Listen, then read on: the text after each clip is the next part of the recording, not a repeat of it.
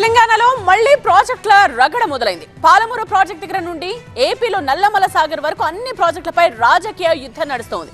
అంతా మీరే చేశారంటూ బీఆర్ఎస్, మీ వల్లే ఈ దుస్థితి అంటూ కాంగ్రెస్ నేతలు విమర్శలు చేసుకుంటూ ఉన్నారు.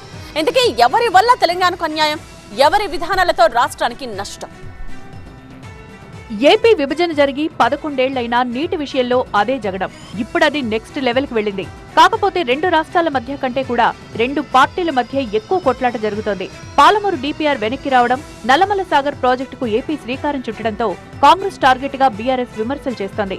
బనకచర్ల ప్రాజెక్టుపై ఏపీ వెనక్కి తగ్గితే తమ ఘనతే అంటూ ప్రభుత్వం చెప్పుకుంటోంది. కానీ పేరు మార్చి నల్లమల సాగర్ ప్రాజెక్టు చేపట్టిందంటోంది బీఆర్ఎస్.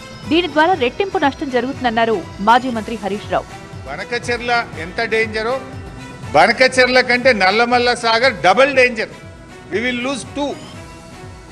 బనకచెర్లనైతేనేమో గోదావరి నీళ్లు పోతాయి కానీ కృష్ణాల వాటా దొరుకుతుంది.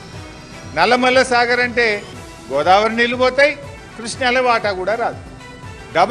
డబుల్ ఎడ్జ్డ్ నైఫ్, ఇది డబుల్ డేంజరస్. తమకు జరుగుతున్న నష్టాన్ని కర్ణాటక, మహారాష్ట్ర గుర్తించాయి. కానీ తెలంగాణ ప్రభుత్వం మొద్దునిద్రపోతోందన్నారు. ఏపీకి సహకరించేలా రేవంత్ సర్కార్ వ్యవహరిస్తోందని హరీష్ రావు ఆరోపించారు. అసలు కమిటీ దాస్ని ఎట్లా పెడతావు, కమిటీని ఎట్లా ఒప్పుకుంటావు? కమిటీ వేయకు, ఆదిత్యనాథ్ దాస్ను తొలగించు.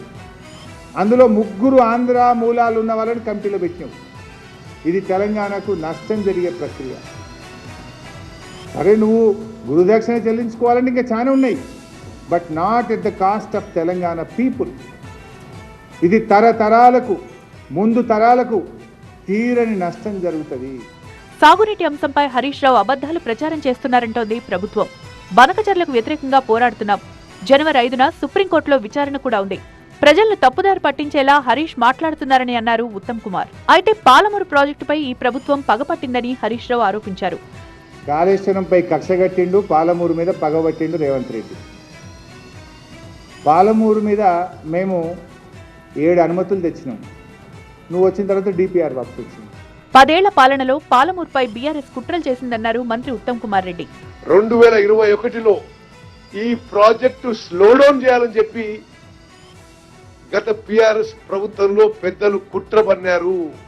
ఇంత కుట్ర పన్ని ఉమ్మడి మహబూబ్నగర్, ఉమ్మడి నల్గొండ జిల్లా మీద అసలు ఉద్యమం గురించి మాట్లాడి ఇంత నిస్సిగ్గుగా, ఇంత నిర్లజ్జగా మాట్లాడడం ఇది వాళ్ళకే తగ్గుతుంది చెప్పి మనం వేస్తుంది.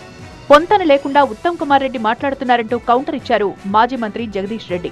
ఉత్తమ్కు కొంచెం బ్రెయిన్ తక్కువ, మనిషి పొడిగి ఎక్కువ, బ్రెయిన్ తక్కువ. అది పెద్ద సమస్య.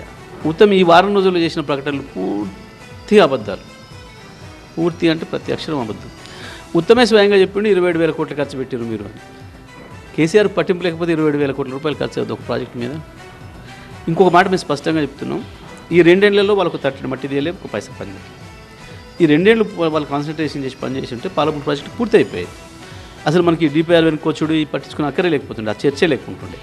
ఏదేమైనా కృష్ణా జలాలపై మున్ముందు పెద్ద రాజకీయ రణరంగమే జరగబోతోంది.